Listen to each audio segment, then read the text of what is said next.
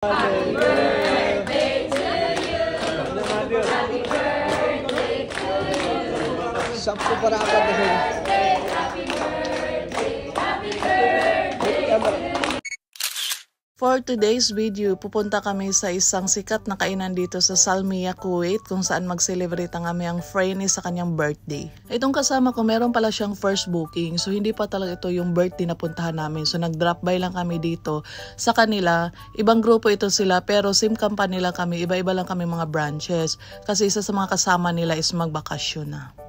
One of my followers is requested to speak at Tagalog or English kung mag-voice over daw ako dito sa video ko kasi yung mga follower ko daw is international, Tagalog, hindi daw ako mag-Bisaya. So first of all, my first language is Talakognon. I'm not Bisaya, I'm not Tagalog, I'm not English, but please help me to express my feelings here.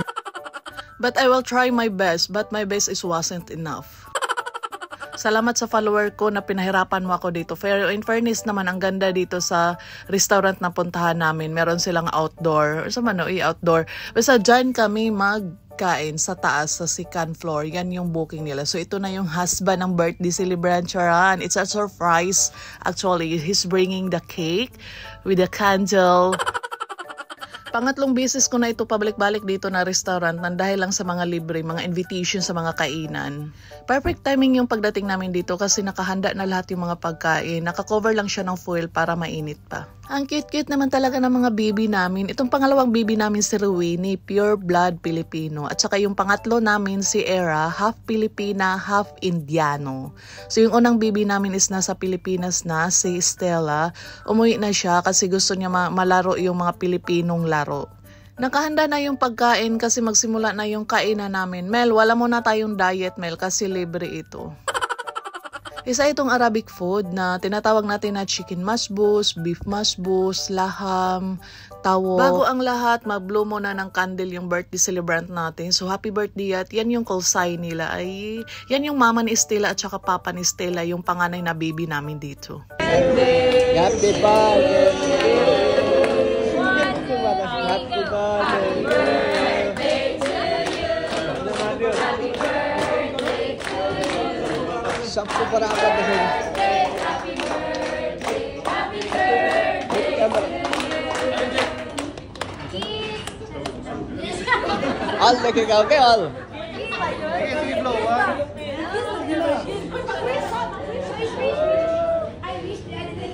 Makasana all ka na lang sa handaan namin dito. Ang daming pagkain. Sobra-sobra yung in-order nila. Sabi ko siguro dito yung mga bill dito is mga 100 KD. Sa piso is, magkano may yung 100 KD Mga 15K or 20K. Pero mga besh, ang mura lang dito, promise. Ang sarap ng pagkain.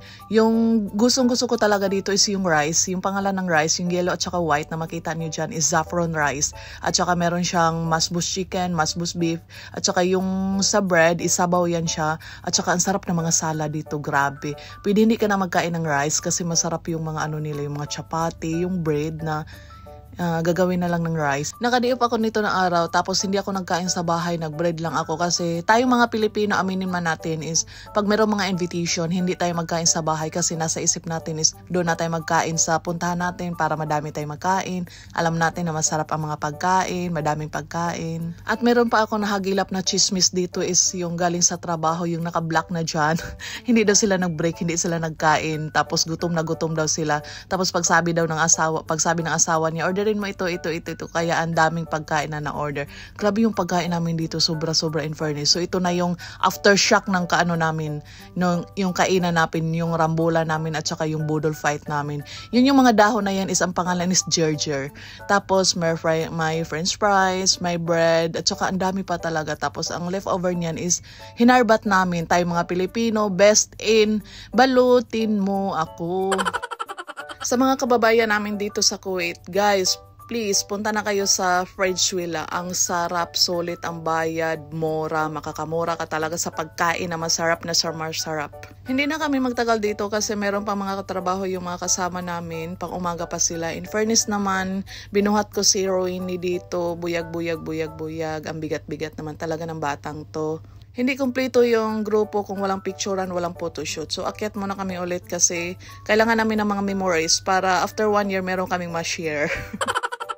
Ang saya-saya talaga pag magkasama yung grupo, no? Lalo na yung minsan lang magkita-kita kasi busy sa trabaho. Simulan na namin yung picture taking namin dito, family picture. So, yun yung papa ni Era. Si Baklita kasi na friend namin is bit na bit niya yung papa ni Era. Kilig na kilig.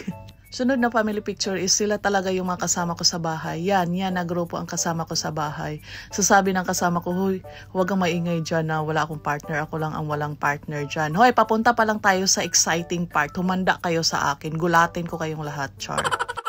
Ang kulit ng Rowini namin. Ang cute-cute naman. Ang sarap kagatin. Sunod naman na family picture is yung from other troops. Husband side sa celebrant natin.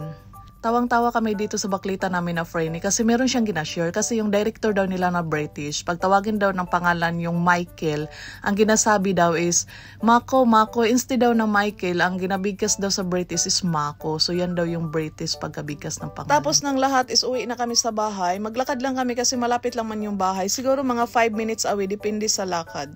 Finally, challenge accepted. Natapos ko din yung tag list ko na voice over. Thank you, happy birthday!